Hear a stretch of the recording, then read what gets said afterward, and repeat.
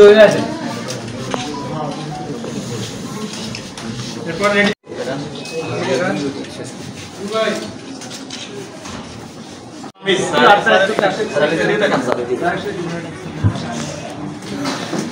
অনুদান দেওয়া হচ্ছে।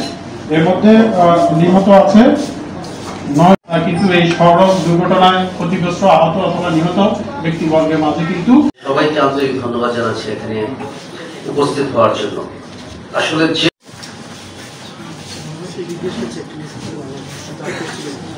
চেক গ্রহণ করবেন, আমি তাদের নাম ক্রমান্বয়ে বলছি, তারা এসে এই লক্ষ্যটা সবাই মিলে সমস্ত অফিসার মিলে কাজ করছি।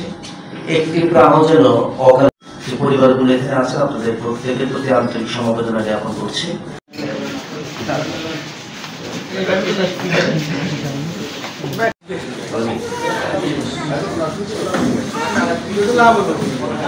আমালউদ্দিন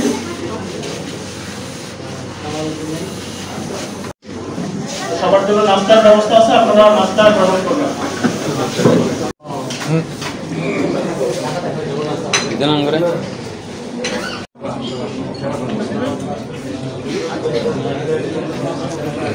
প্রক্রিয়াটা আমি একটু বলার জন্য আমাদের এডি সাহেবকে বলছি।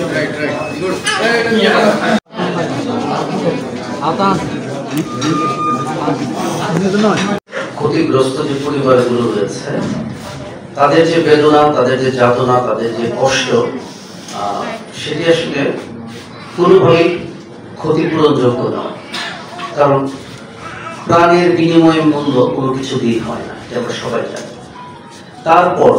তারপরও এই পরিবারগুলোর পাশে দাঁড়ানোর জন্য সরকারের আসলে এই উদ্যোগ, এবং সরকারের পক্ষ থেকে জেলা প্রশাসন লক্ষ্মীপুর নিয়মিতভাবে নিহত এবং আহত পরিবারগুলোর পাশে দাঁড়িয়েছে। তারা এইমাত্রই অবগত হয়েছেন, কয়েক মাস আগে আমরা হতাহতদের মধ্যে পরিবারবর্গের মধ্যে আমরা 21 লক্ষ টাকা বিতরণ করেছি।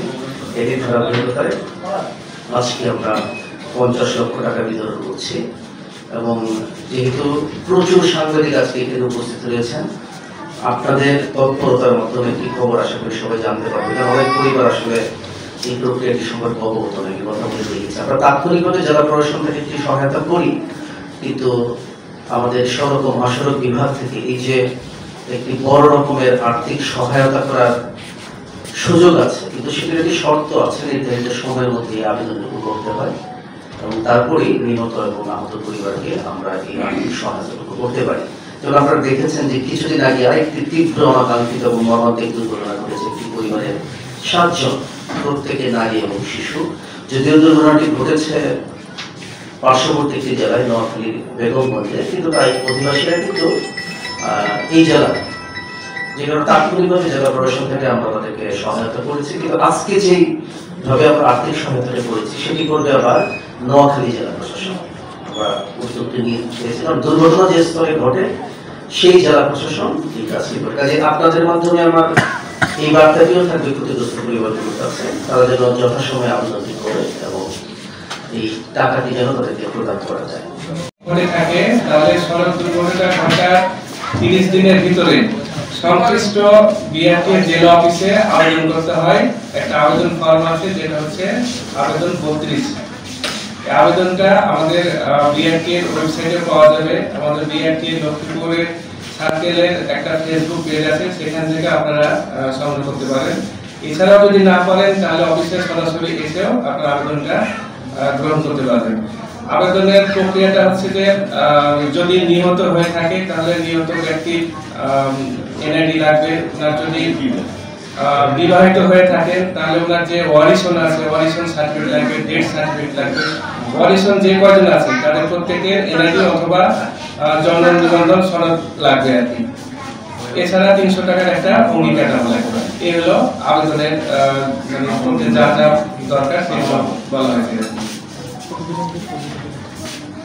আবেদনটা করা হলে এরপরে আমাদের একটা কমিটি আছে, সেই কমিটিতে একটা উপস্থাপন করা হয় এবং উপস্থাপন করবে একটা মিটিং হয়। কমিটিটা সুপারিশ আকারে জিআরপি সদস্যদের চেয়ারম্যান ক্লাস্টার বরাবর পাঠানো হয়। সেখান থেকে যদি অনুমোদিত হয় তাহলে চেকটা আপনার জেলা প্রশাসক স্যারের মাধ্যমে একটা ক্ষতিগ্রস্ত পরিবার অনুদান হস্তান্তর করা হয়। আমরা 19 জনকে চেক হস্তান্তর করেছি এবং মোট 71 লক্ষ টাকা চেক